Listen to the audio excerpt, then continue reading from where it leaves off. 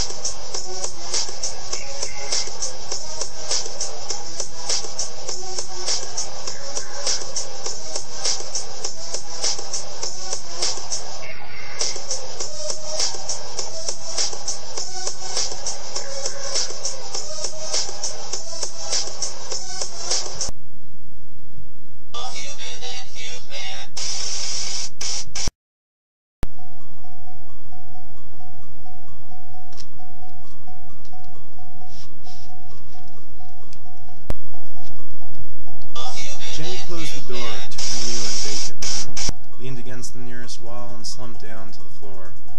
The check-in process at the government center had been exhausting and frightening. But somehow the disease screen tests that they had used to test citizens for ailments did not register her reptilianism, or maybe it had not developed strong enough in her yet. This was strange.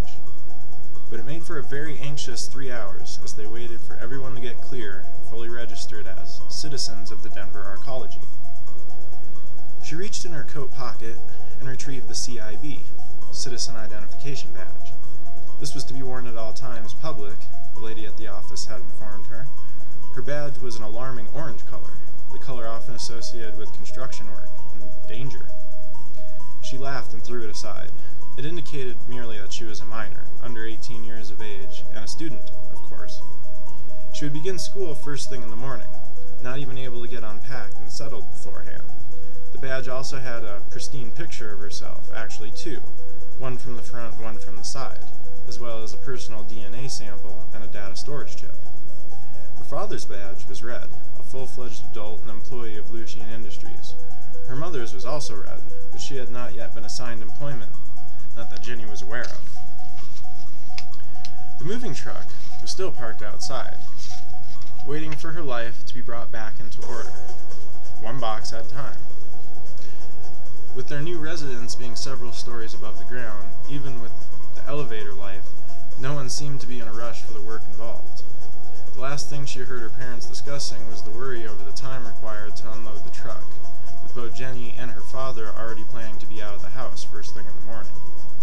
It was already near midnight, too late to begin anything that evening. Jenny's mom retreated back to the truck only once to retrieve some blankets and pillows to soften the hardness of the first night. But nothing allowed Jenny to sleep that night, her mind already racing about the possibilities of tomorrow, and the next day, and the next. Indoctrination in the school system was a necessary part of city life, had always been a part of civilized humanity. Once they are trusted not to puke and shit on each other, at least as much as can be reasonably expected, children are marched into the elementary institutions of the system, single file. The rules of the realm are immediately installed, and the reinforced consequences of going with the flow versus making waves becomes evident. These patterns generally repeat over and over in the course of one's existence. Those who would not fall into step with their other classmates now probably never would, and so they were watched more closely, fearing a rebellion. One by one, new educational programs were introduced to impressionable identities. Before the one could be fully absorbed, analyzed, questioned, the next one was quick to follow. Each introduced a method of interpreting the world, nature, and the universe under a specific self-supporting theme. Two examples. In the one, children studied the biological structures of life, their tissues and organs that could be seen by the naked eye.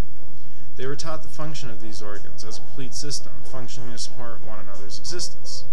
Another examined cellular and microbiology.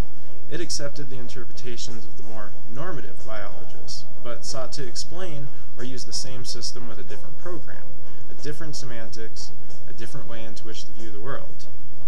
The two schools of thought were generally able to get along, until it came time to explain causal events taking place in reality.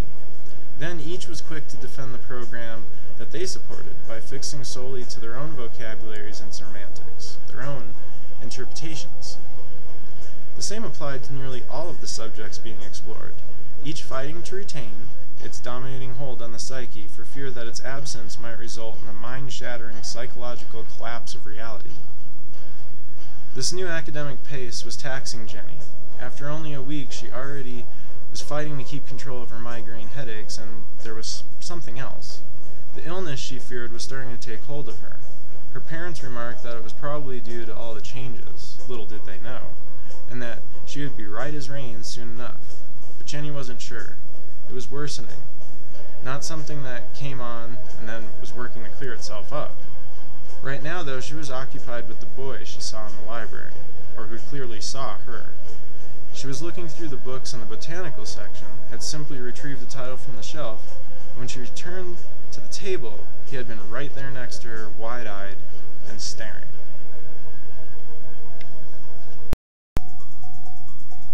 Jenny had already spent the week feeling out of place as the new girl.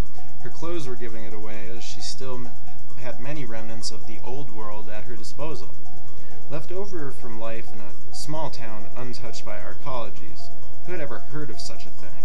Most of the people in school wore the local fashions, which were essentially uniforms manufactured by Lucian Industries. If you purchased clothing here, it was of this nature. Nearly all of the fabrics were gray.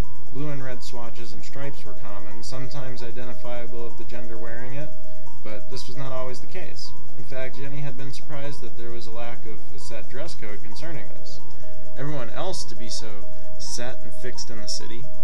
The next day, Jenny returned to the library for her free study period. Feeling like an outsider, the quiet and solitude of the place seemed to offer more sanctuary than anywhere else on her campus.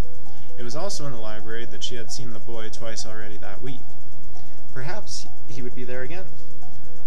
By far, it was the most interesting of the distractions she had to play with, feeling even worse than the day before. Bizarre muscle spasms kept her awake through most of the night, and she felt very unprepared for a day of academia.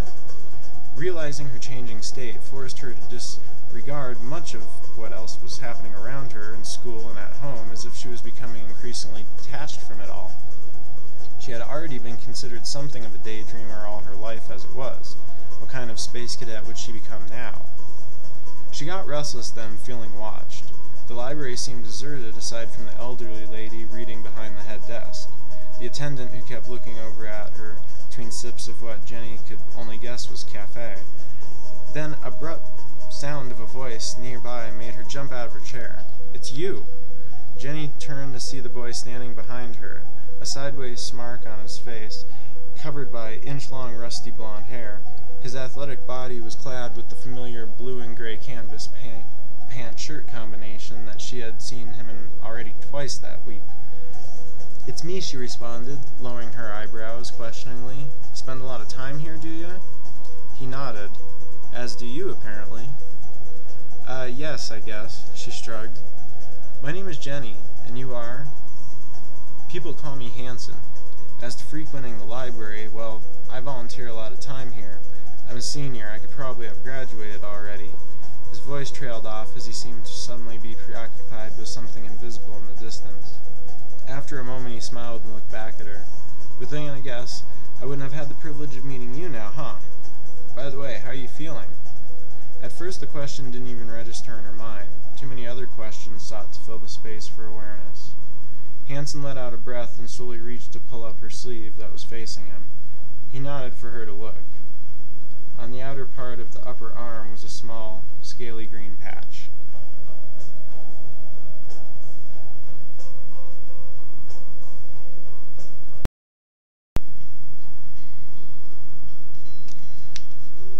Both of them were huddled now at the farthest corner of the library. Neither of them really wanted to attract any outside attention to the conversation. Jenny had decided to play dumb about everything and see where this led. Being the newcomer, she was not interested in volunteering anything that might further alienate her. "When did you notice this?" "Yesterday," he said. "When you were reaching for a book, you had a much shorter sleeve shirt then, and it was just kind of there, right in front of me." Jenny wrinkled her nose. "Why wouldn't you think it's just a bruise? I did."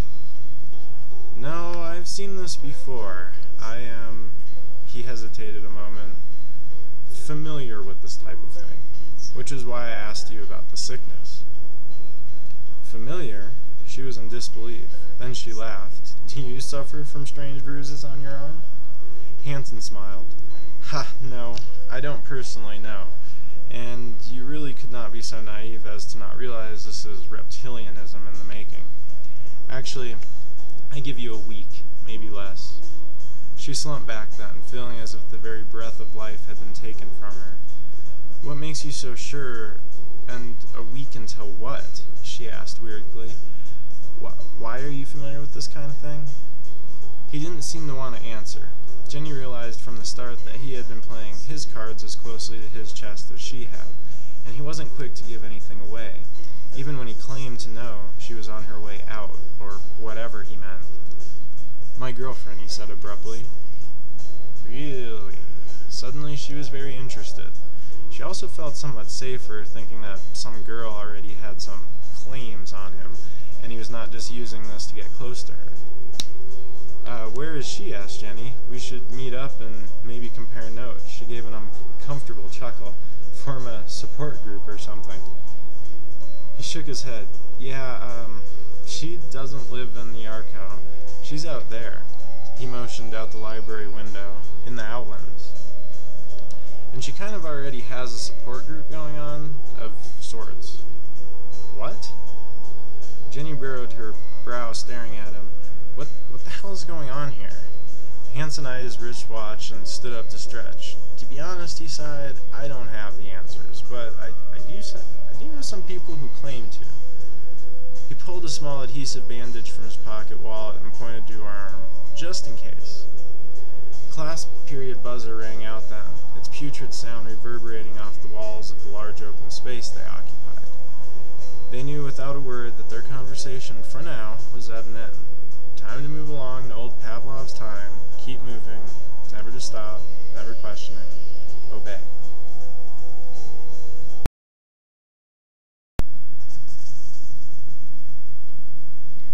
That night, Jenny began to go what she could only describe as crazy to anyone else.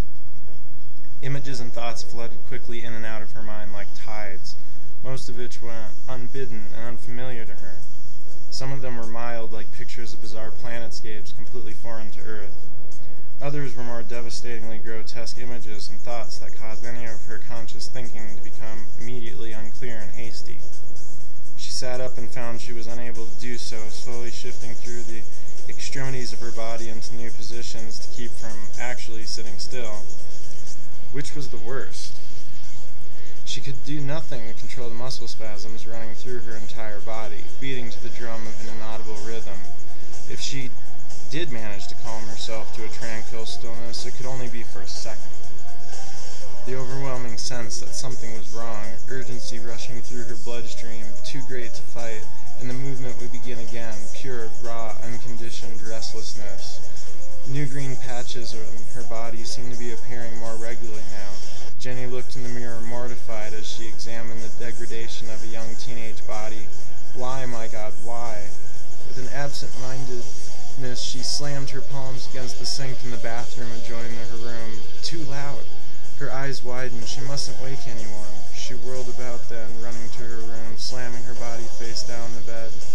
Using the pillows and blankets as a muffler, she let out a wild, feral scream. At campus the following day, she could not find Hanson. There was no sign of him the next day either. Each night the tremors grew worse and her mind felt weaker. Each night she inspected her body for more signs of corruption and despaired. Her wheezing turned to labored breathing and the coughing grew hard to contain. She paced her room trying to get a handle on the situation. Things were getting consistently worse, out of hand, and she had no one to turn to, no way to even understand what was happening to her. On the 4th day since her encounter with Hansen, she stayed home from school, explaining to her mother that she was too sick to leave the house. Jenny's mother assured her she would call the school and it would be fine.